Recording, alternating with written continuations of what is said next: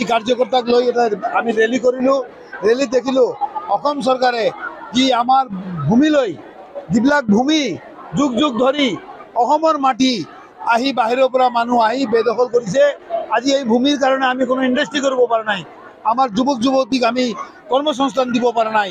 আজি আমি এই ভূমিলৈ ডাঙৰ এটা ইণ্ডাষ্ট্ৰি কৰিবলৈ গৈ আছোঁ। ইয়াত এটা 20,000 কোটি টকাৰ ইনভেষ্টমেণ্ট হ'ব। ইয়াত কিমান ল'ৰা ছোৱালীয়ে কাম পাব।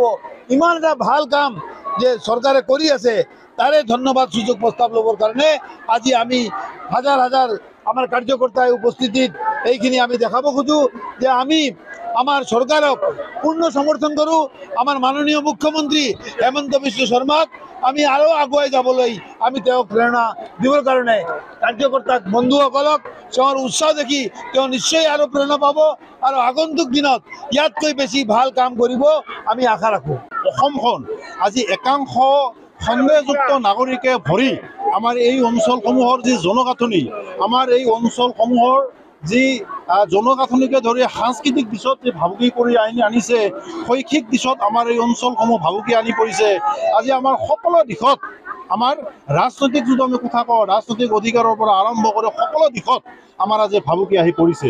গতিকে যিহেতুকে এই অঞ্চলসমূহ আমাৰ ঐতিহাসিক কমতাপুৰৰ অংশ, গতিকে এই অঞ্চলত কোনো পধ্যায় আমি আমাৰ সন্দেহযুক্ত নাগৰিক, বিদেশী নাগৰিক মানে দখল কৰি জোৰ জবস্তি চৰকাৰী মাটিত ঘৰ বন্ধাটো আমি কেতিয়াও কাম্য নকৰোঁ। আৰু যাৰ কাৰণে আমি আগৰ পৰাই মাননীয় মুখ্যমন্ত্ৰী ডক্টৰ হিমন্ত বিশ্ব শৰ্মা ডাঙৰীয়া, অসমৰ বিজেপি চৰকাৰ, কেন্দ্ৰীয় মোদী নেতৃত্বাধীন সন্মানীয় প্ৰধানমন্ত্ৰী মোদী নেতৃত্বাধীন যিখন চৰকাৰ, এই চৰকাৰক আমি ৰাইজে জনসাধাৰণে দাবী জনাই আহিছিলোঁ। আৰু ৰাইজৰ আহ্বান আৰু দাবী মৰ্মে মাননীয় সুপ্ৰিম কোৰ্টৰ নিৰ্দেশ মৰ্মে আমাৰ অসম চৰকাৰে যি আমাৰ এক্সিকিউট কৰিছে, এই বেদখলকাৰী মুক্ত আমাক কৰিছে।